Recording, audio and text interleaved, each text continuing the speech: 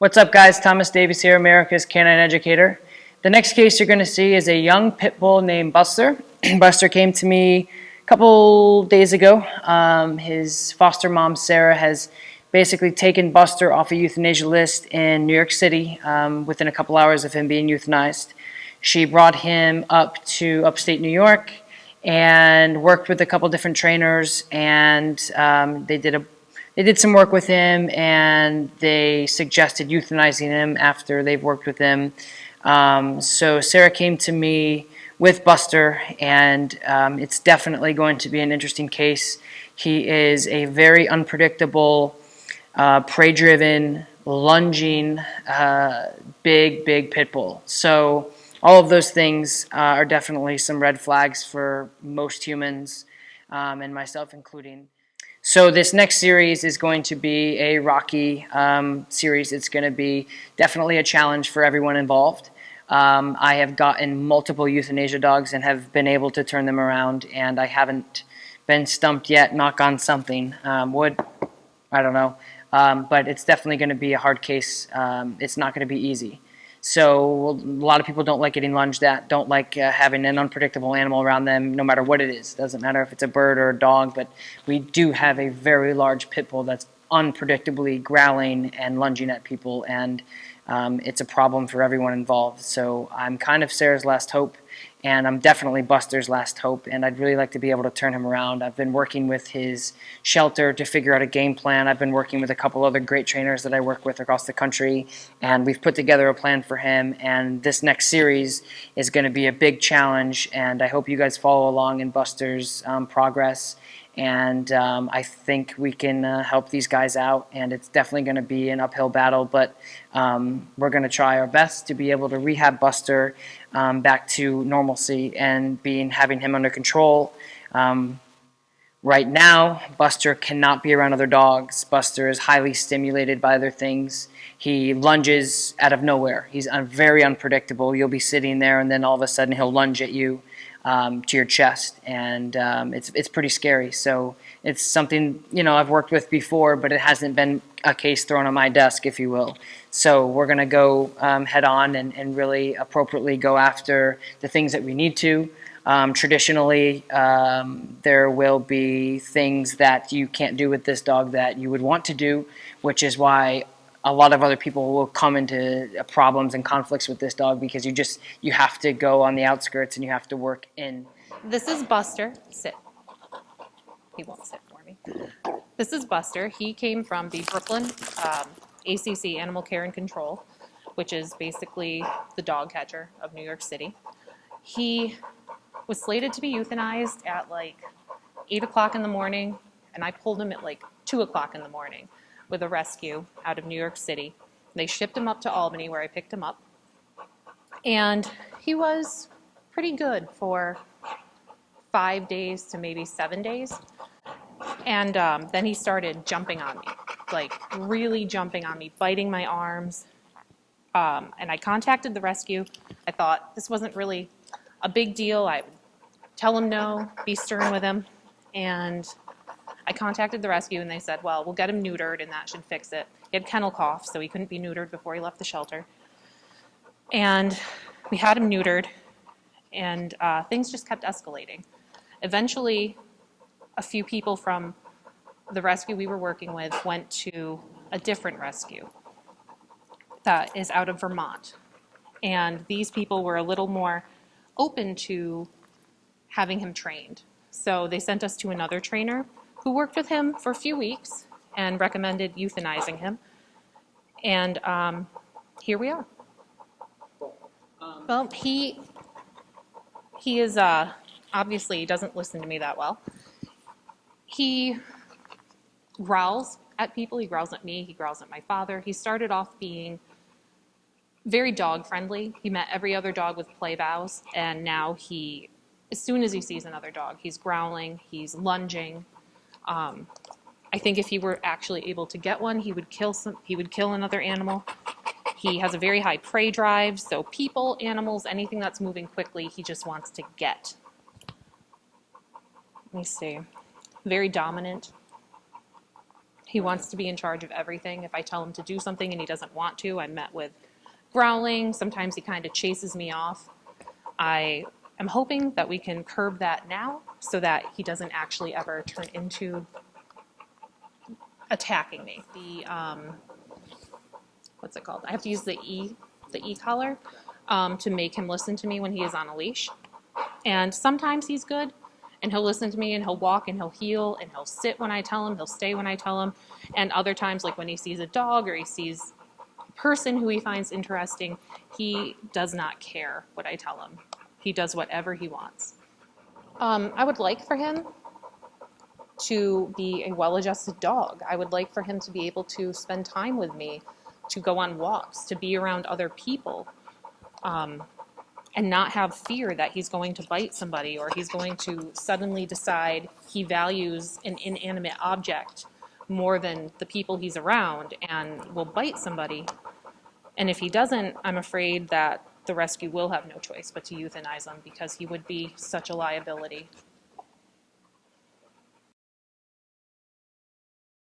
The biggest thing with him is we just have to be safe. So I'll work with him as long as I can, but keeping everyone around us safe and myself safe is the biggest thing. If he comes at me with a muzzle on, scary, yes. Am I hurt? No, right? And then when the dog aggression that's become tells me that he's capable of being around other dogs. He didn't physically, emotionally be completely damaged by another dog because he was fine with dogs when you got there. He was play bowing, but something happened. He's pissed. Something has happened where he's like, I'm not, like you can see it in his eyes and you can see in his body language that him and I, there's nothing. He doesn't have a connection and he needs somebody to come in and go right into him and say, hey, listen, you have to do all these things. And when you do it, you're going to be happy about it. Sit. Good boy. Good boy. Good job, buddy. Who's a good boy, yeah? Good boy. So that's a lot of submission, which is great. But like I said, he could be, and maybe he is, a ticking time bomb, which is why you have to be careful. Okay? So so this is a good, like, look, he's right with me. So I'm okay with that. And then I'm not pushing my limits by going down, and then all of a sudden, and then it's like, shit, we went over that level. So, good boy, come on. So I'm going to do some engagement work with him, just little tiny stuff. I'm not asking him to jump through hoops, but I'm just asking him to follow me. Sit, buddy, sit. Good job. Good job. Good job, buddy. So energy and body language are huge with him. You have to be really careful about what you do, okay? Sit. Before he goes to launch into somebody or another dog, he doesn't give that much feedback to you. So Even when I'm here and if I'm down, right? And he's like, oh my God, I like you. And then all of a sudden I can have that little correction and then I can get back. This being our first time working together, I'm not going to get in his face. I'm not going to ask him to jump through hoops. I just want him to know who I am, know that I'm not here to hurt him. So we're on a good relationship right now. He's never growled at me. He's never came at me. So we're on an even keel. So we don't have any, because if nobody's winning and nobody's losing in a relationship, it's a clear line, right? So he doesn't feel like, oh, this guy's going to tell me what to do. He's dominant. He's a dominant breed. He's a big boy. He's little orphan Annie. He's been bounced around. So he's rough on the edges. And nobody's winning in a relationship right now. He's smelling and I'm walking. So cool. Nobody's losing. Nobody's winning. Which means he's not looking at me and going like, oh, this guy told me to do all these things. It means we have to find an outlet for him. So we have to give him something to do that he likes comfortably. Balls, maybe, but he's possessive. So that could be a negative thing. Where, okay, here's your... Right. We have no issues. I have, like in the winter, I would put his little coats and stuff on before we go outside. Yeah. I put them on while he was eating, while he was playing. Right. Nothing. There was no problem. So, Didn't start hurting him. right. So that's a good thing, that he's capable of being the loving dog that like he should be, but something has drastically changed in his mind where he's like, I'm not okay anymore. But that doesn't mean that he's never not going to be. We just have to figure out what he really likes and how to be able to, like, okay, buddy, you're going to be able to do this, but when I say it's done, it's done. And it's a respect thing. So he's growled at the other trainers and a lot you and your dad and everything else, which I'm probably going to get growled at too, but we have to figure out, okay, let's backtrack. What did we do? What did we tell him? Where were we? What sounds was he hearing? What smells was he hearing that made him, I'm not okay? That's what we have to figure out. I always, like I told you before during our consultation, if you have an aggressive dog, fine. Some dogs are aggressive. Some people are aggressive. Some people are mean as ever, right? But if they can control that, then that's what matters. If I can get him around 20 dogs, and is he happy? Probably not. But is he sitting there lunging and trying to kill every dog? No, then we're all right. So that's my goal, is so see him concentrated on somebody walking. And if I let this load and load and load, I could get a reaction in a negative way, where he'll run up and then she'll be like, ah, and then he'll be like, oh, you're nothing. And then he'll jump up and be like, hey, who are you? Grab you, and then she's like, ah, and then, and then it's chaos. So I'm watching him load, and you have to be able to just engage. Ah, come on, good boy. Good boy. Good job, buddy. Come on. Good job. Good job. Come on. Good job. Ah, sit. Sit. Good boy. Good job.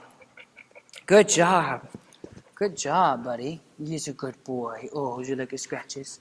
Would you like his scratches? Oh, yes, you do. Oh, good boy. So see here? So he's giving me, and I'm watching him. He's giving me those 2 inches, okay? I'm not going to take a mile. I'm not going to cuddle his face. I'm not going to get in his face. I'm not going to get anywhere near his face, okay? Because that's where he can be like, you know what? I'm kind of bored now. I don't know really what else to do. So, oh, cool boy. I've seen dogs attack for stopping, for itching. Like, oh, you stopped. I'm mad. Come on. You get a dog that's like, hey, I'm not done getting pet. And some dogs are, woof, woof, or pet me. And then you get a dog that gets pissed, where they're like, are you kidding me? You're not done. And then all of a sudden you're like, oh, sorry. So who's training who? And you do run into conflicts like that. It's just you have to be able to control it. Like, you know what?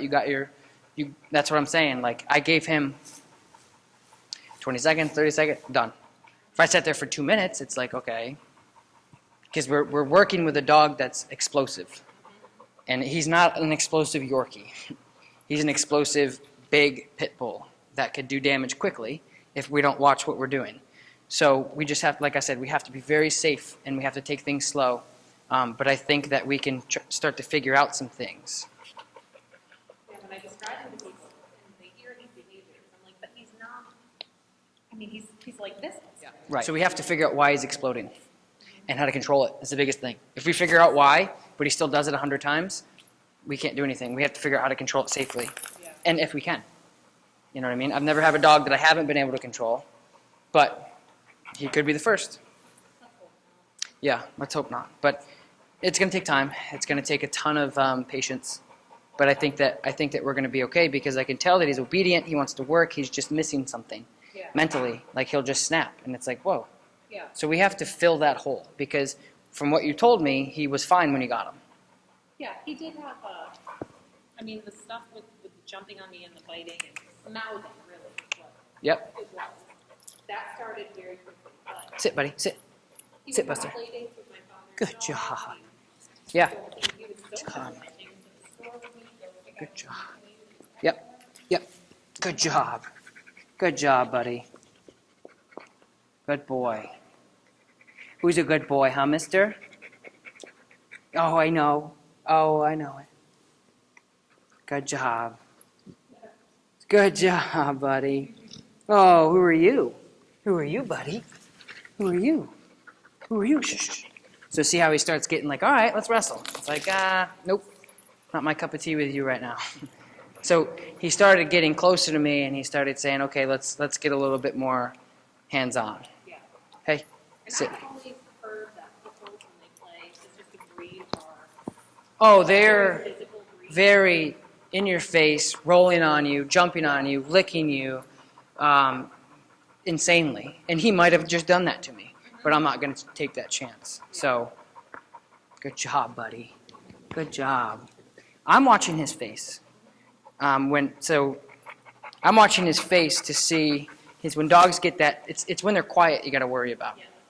So I'm watching his intensity in his face where something is loading real quick and then wham, and it's like, whoa, what just happened? I don't know, but it doesn't matter because now you're hurt.